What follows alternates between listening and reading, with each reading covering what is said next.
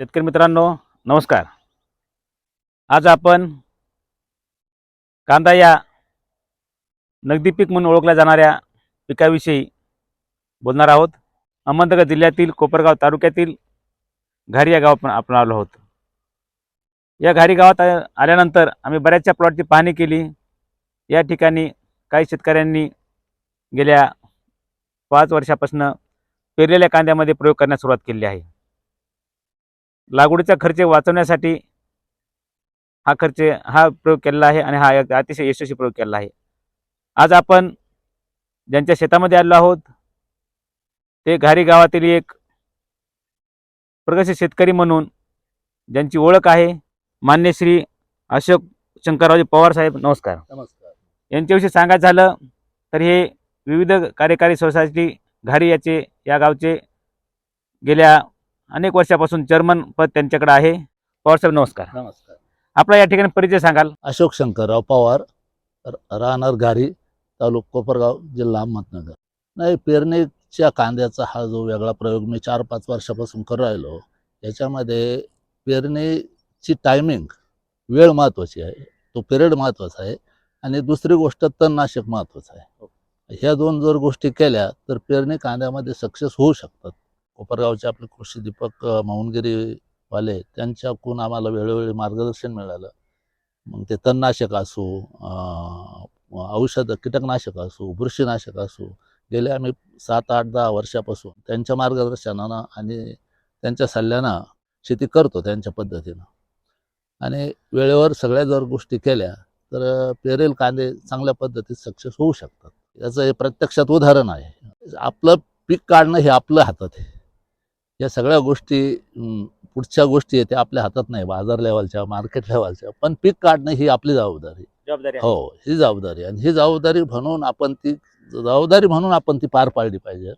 त्याच्यासाठी आपण त्या पिकाशी एकनिष्ठ राहिलो पाहिजे आणि त्या पद्धतीत ते पीक आलं तर समाधान वाटतं माणसाला। कांद्याच्या बाबतीत अनमोल सल्ला जर द्यायचा असेल तर पेरलेले कांदे अतिशय उत्तम, कारण रोपाचं जे पहिले जे 2 महिने टेन्शन राहतं, रोप कसं येतं कसं नाही, त्यापेक्षा पेरलेले कांदे उत्तम राहतात। आणि वेळोवेळी मौनगिरी कृषी दीपकचं जर मार्गदर्शन घेतलं तर त्याला काही अडचण येत नाही। शेतकरी बंधूंनो, या ठिकाणी आमच्या सोबत चेअरमन साहेबांचे जे पुतणे आहेत राहुल विठ्ठलजी पवार साहेब, हे स्वतः एक पदवीधर आहेत आणि एक पदवीधर युवक आपल्या या शेतीमध्ये काय चमत्कार घडू शकतो हे आपण त्यांच्याकडनं ऐकूया। नमस्कार, माझं नाव राहुल विठ्ठल पवार, राहणार घारी, तालुका कोपरगाव, जिल्हा अहमदनगर। मी एक 7 ते 8 वर्षापासून शेती करतो। तर मी एक पदवीधर असून मी शेती हा छंद माझा निवडलेला आहे। शेतीमध्ये कांदा हा माझं मुख्य पीक आहे। कांद्याचा एक लागलेला छंद हा एक मनात जोपासलेला आहे आणि एक 7-8 वर्षापासून कांदा हे पीक आमचं, तसं 40 वर्षापासून आमच्या गावात कांदा पीक हे एक जोमाने आणि लोक पारंपरिक पद्धतीने कांदा पीक हे करतात। तर मी एक 8-10 वर्षापासून शेती करत असल्यामुळे मी 5-6 वर्षापासून माझ्या शेतीमध्ये एक पेरलेला कांदा म्हणून मी या शेतीत करतोय। तर हे माझं 4-5वं वर्ष आहे पेरलेला कांदा। आता ह्यो एक माझा प्लॉट आहे पेरलेला कांद्याचा। तर एकदम योग्य पद्धतीने आणि योग्य मार्गदर्शन आणि योग्य खताचं नियोजन जर केलं तर पेरलेला कांदा हा लावलेल्या कांद्यापेक्षा सरस येऊ शकतो, असं माझं शेतकऱ्यांना आव्हान आहे। तुम्ही मौनगिरी कृषी केंद्र कोपरगाव यांच्याशीच का जोडला आहात? यांच्याकडे का जाऊ नये, मौनगिरी कृषी सेवा केंद्राकडे का जाऊ नये? तिथं सगळं भेटतं आम्हाला। जिथं योग्य मार्गदर्शन भेटतं, तिथं योग्य शेतीचं आणि कांदा पिकाचं, कोणत्याही पिकाचं योग्य मार्गदर्शन, योग्य खताचं नियोजन आणि योग्य फवारणीचं नियोजन जिथं भेटतं तिथं गेलंच पाहिजे, असं माझं म्हणणं आहे। पेरलेला कांदा आहे हा, याला 2 तणनाशक झालेले आहे। मी कोपरगाव मौनगिरी कृषी सेवा केंद्र येथून सर्व फवारणी, सर्व खताचं नियोजन, पेरलेला कांदा, लावलेला कांदा असन तिथूनच करीत असतो। त्यामुळे माझं शेतकऱ्यांना म्हणणं आहे, फायदा करून देणारं आपलं कृषी सेवा केंद्र आहे असं हे ब्रीद वाक्य समजलं पाहिजे। कारण की पेरलेला कांदा आहे, 5 नोव्हेंबरचा कांदा, 3 महिने 11 दिवस झालेले आहे, फक्त 2 स्प्रे झालेले आहे पेरले कांद्याला। 3 महिन्यात 2 स्प्रे झालेला कांदा मला दाखवा तुम्ही। आज लावलेले कांदे आहे 2-2 महिन्याचे झालेले आहे, तरी त्यांची स्टेज अशी झालेली नाही। आणि जो पेरलेला कांदा आहे आज 3.25 महिन्याचा झालेला आहे. एकदम जबरदस्त अशी भक्कम नाळ झालेली आहे.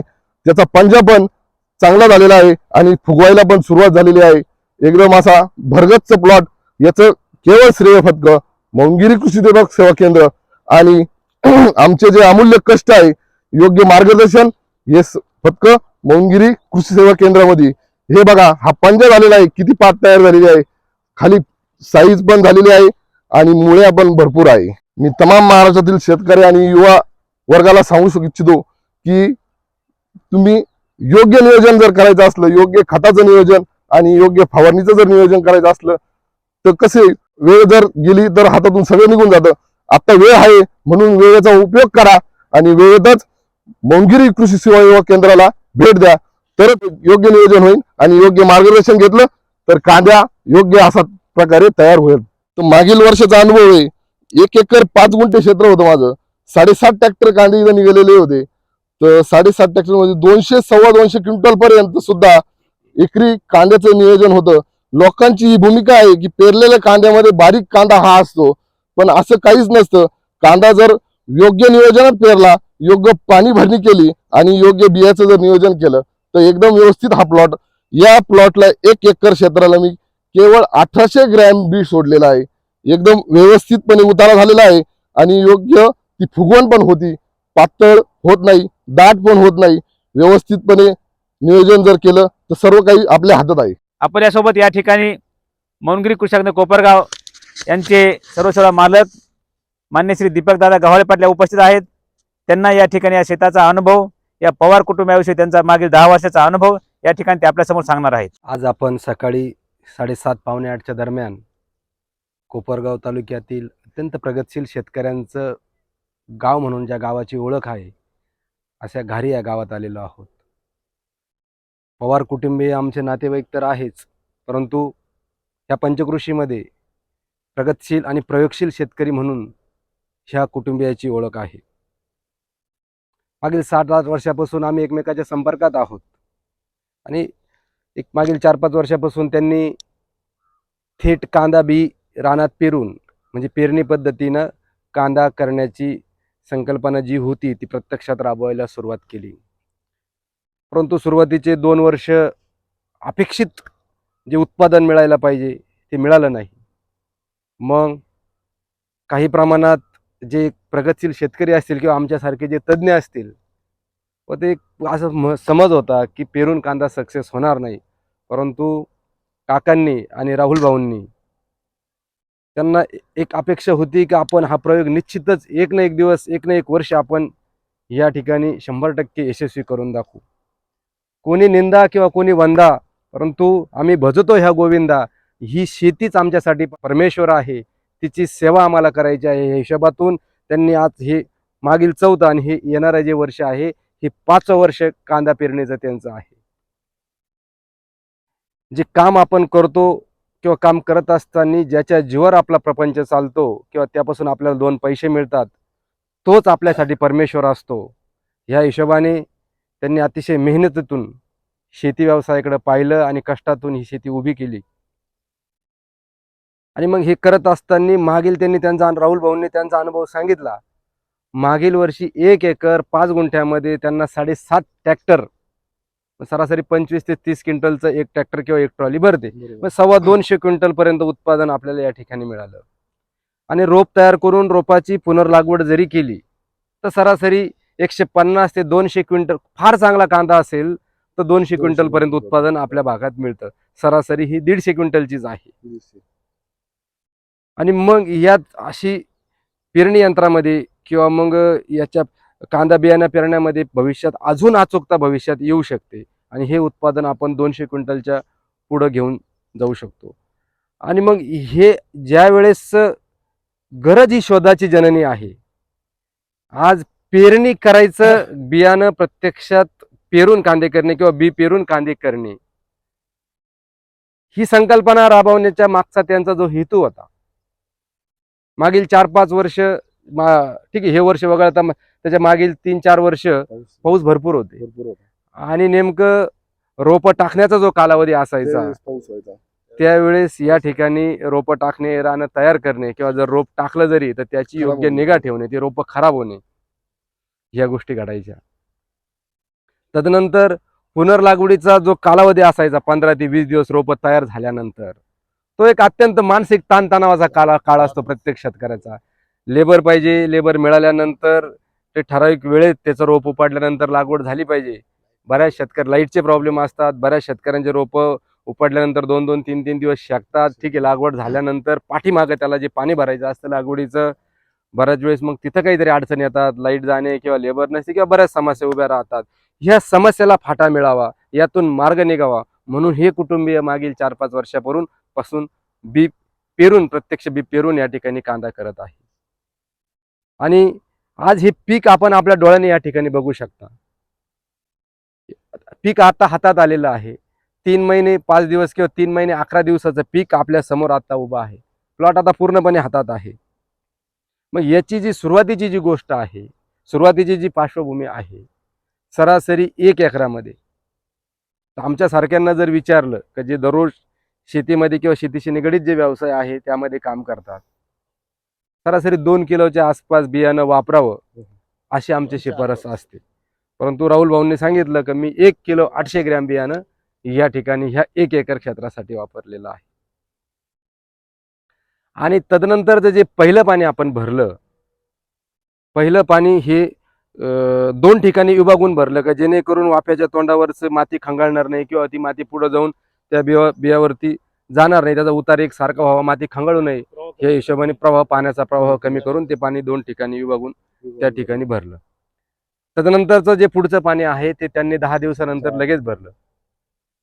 सुरुवातीच्या 3 पाण्याचं जर व्यवस्थित नियोजन जर केलं, तणनाशकाचं नियोजन जर व्यवस्थित झालं तर निश्चितच अधिक दर्जेदार उत्पादनाकडे आपण हा पेरलेला कांदा घेऊन जाऊ शकतो. मग तणनाशक, पेरलेल्या कांद्याचं तणनाशक, याच्यावरती एक व्हिडिओ सुद्धा आपण पूर्वी बनवलेला आहे, तो प्रसारित केलेला आहे, तो आपण आमच्या चॅनलला जाऊन बघू शकता. बियाणं पेरून झाल्यानंतर पेरणीचं जे आपण पाणी भरतो ते पाणी भरल्यानंतर 10 मिलीनी जर गोलची आपण बीजनाशक म्हणून जर फवारणी केली तर या ठिकाणी सुद्धा आपल्याला तण नियंत्रणाला चांगला फरक पडलेला दिसतो. तदनंतर राहुल भाऊंनी बीजनाशक म्हणून या ठिकाणी फवारणी केलेली नाही. त्यांनी बियाणं पेरल्यानंतर 20 ते 25 दिवसांनी, ज्यावेळेस कांदे पण उतरलेले होते आणि तण सुद्धा उतरून पडलेलं होतं, त्यावेळेस डकेल ह्या तणनाशकाची शिफारस तशी आमची 1:1 या प्रमाणात आहे. परंतु त्यांनी 1 लिटर पाण्याला 1.5 ml ह्याप्रमाणे डकेल या तणनाशकाची फवारणी ह्या कांद्यावरती केलेली आहे. तदनंतर परत 1 पाणी गेल्यानंतर त्यांनी एजिल आणि गॅलिगन 1 लिटर पाण्याला 1 मिली या प्रमाणात घेऊन अशा 2 हप्त्यामध्ये तणनाशकाचा वापर किंवा तणनाशकाची मात्रा या ठिकाणी त्यांनी या प्लॉटला वापरलेली आहे. आणि एक महत्वाचा नाजूक जो वळण असतं या कांद्याचं, एक लागवड केल्यानंतर 50 ते 60 दिवसाचा कालावधी, 50 ते 60 दिवसाचा कालावधी मी याच्यासाठी म्हणतो. ज्यावेळेस तुम्ही रोपं तयार करतात, रोप तयार केल्यानंतर आपण 50 ते 60 दिवसानंतर ते वाफ्यातून उपडतो आणि पुनर्लागवडीसाठी मुख्य शेतात नेतो, त्यावेळेस त्या पिकाच्या तंतुमय मुळ्या तुटतात आणि लागवड झाल्यानंतर त्या मुळ्या पुन्हा उभ्या राहतात. मग हा जो कालावधी आहे त्या कालावधीमध्ये ह्या पिकाला 50 ते 60 दिवसादरम्यान एक मोठा ताण देणं गरजेचं असतं. तो एक ताण दिल्यानंतर जमीन फाकते, जमीन हवा पेते आणि ह्या पिकाच्या तंतुमय मुळ्या काही प्रमाणात तुटतात. आणि मग आपण जे पाणी भरतो ते पाणी ह्या ताणावर भरलेलं पाहिजे का पाणी भरल्यानंतर कांडी लवंडलेली दिसली पाहिजे का, जेणेकरून ती मुळी पुन्हा एकदा प्राणवायू घेण्यासाठी तयार होते किंवा उभी राहते. असं समजायचं का आपण या ठिकाणी रोपाचा कालावधी संपला आणि तिथून पुढे खऱ्या अर्थानं आता कांद्याचा कालावधी सुरू झाला. तो एक निर्णायक क्षण ज्याला टिपता आला किंवा त्या क्षणाची ज्याला काळजी घेता आली त्याचा कांदा निश्चितपणे उभा राहतो. मग हे तणनाशकाचं आपण बघितलं. त्याच्यानंतर जो पाण्याचा ताण 50 ते 60 दिवसाच्या दरम्यानचा असतो त्याच्यावर एक सर्वांना आपल्याला अभ्यास करणं गरजेचं आहे. खत व्यवस्थापनाचा जर विषय झाला तर पेरणीपूर्वी जर आपण सुपर फॉस्फेटच्या 3 किंवा 4 गुणी जर वापरली आणि तदनंतर सरासरी दुसऱ्या किंवा तिसऱ्या पाण्यानंतर आपण 19 संपूर्ण 50 ते 75 किलोच्या दरम्यान राहुल भाऊंनी या ठिकाणी या कांद्याला वापर केलेला आहे. त्याच्यानंतर तणनाशकाचा वापर झाल्यानंतर 28-28 झिरो ज्वारीचं आणि तदनंतर त्याला जोडी सूक्ष्म अन्नद्रव्य मायक्रोन्यूट्रन याची जोड देऊन त्याचा वापर त्या ठिकाणी त्यांनी केला. आणि दुसऱ्या तणनाशकाचा डोस झाल्यानंतर दुसऱ्या तणनाशकाचा वापर झाल्यानंतर थोडंफार जे काही गवत राहिलेलं होतं त्याची झांबडणी त्यांनी केली आणि नंतर 12-32चा डोस त्यांनी या ठिकाणी या कांद्याला वापरला.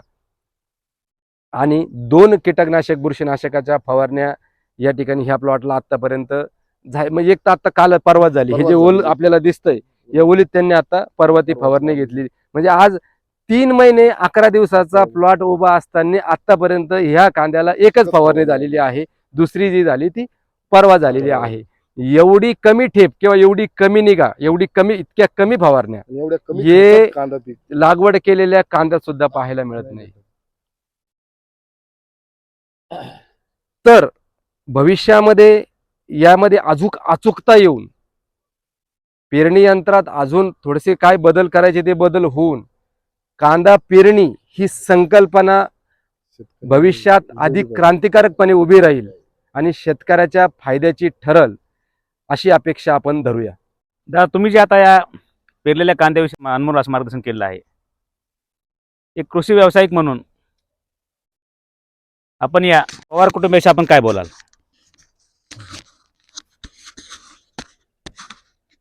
मागील 8 ते 10 वर्षापासून आमचे व्यावसायिक संबंध या ठिकाणी आलेले आहे. परंतु शेतीकडं पाहण्याचा सकारात्मक दृष्टिकोन जो आहे तो या कुटुंबाकडे आहे. राहुल भाऊ कुठेही नोकरीच्या शोधात न जाता किंवा शेतीला पर्यायी काहीतरी उपजीविकेचं साधन किंवा पर्यायी मार्ग न निवडता त्यांनी पूर्ण मन आपल्या ह्या शेतीत गुंतवलं. आणि ज्याला आपण म्हणतो परमेश्वर खरंच कोणी पाहिलाय का? मी म्हणतो हो, मी पाहिलाय. जो शेतकरी अत्यंत चांगल्या पद्धतीनं आपलं जे काम आहे, आपली जी शेती आहे ती करतो आणि ज्यावेळेस हे पीक असं बोलायला लागतं त्यावेळेस खऱ्या अर्थानं परमेश्वर कठेवर ठेवून त्या पिकात उभा असतो. असा परमेश्वर त्यांनी त्या पिकाच्या रूपात बघितला. आणि मी सुद्धा ज्यावेळेस आम्ही एखाद्या शिफारसी त्या पिकाच्या बाबतीत लागवडीच्या नवीन पद्धती असतील, पाणी देण्याच्या पद्धती असतील, खत व्यवस्थापन असेल, तसेच जमिनीचं आरोग्य टिकवणे यावर सुद्धा फार आमचं काम चालू आहे. अशा गोष्टी करतो आणि मग ते चांगले रिझल्ट त्या शेतकऱ्याला मिळतात. आणि शेतकऱ्याला चांगलं अपेक्षित उत्पादन मिळालं किंवा चांगले रिझल्ट मिळाल्यानंतर जे समाधान त्या शेतकऱ्यांच्या चेहऱ्यावरती दिसतं तेच खऱ्या अर्थानं परमेश्वराचं दर्शन आपण समजू शकतो. एकंदरीत आपल्या तालुक्यामध्ये जे क्षेत्र कांद्याचं लागलेलं आहे त्यातल्या 20 ते 25% क्षेत्र हे डायरेक्ट बी पेरून यावर्षी झालेलं आहे. म्हणजे पेरलेल्या कांद्याचं प्रमाण यावर्षी वाढलेलं आहे. आम्ही दररोज कुठल्या ना कुठल्या विभागात जाऊन शेतकऱ्यांना भेटण्याचा, पिकं पाहण्याचा प्रयत्न करत असतो. यामध्ये हे वर्ष असं आहे, यावर्षी लागवड केलेल्या कांद्यापेक्षा जे पेरलेले जे कांदे आहे याच्यावर रोग आणि किडीचं प्रमाण खूपच कमी आहे. आणि जे शेतकरी योग्य पद्धतीने निगा ठेवता आहे, पाण्याच्या पाळ्यातलं अंतर असेल, तणाचं नियंत्रण असेल, हे जर सांभाळलं तर निश्चितच पेरलेले कांदे चांगले राहतील.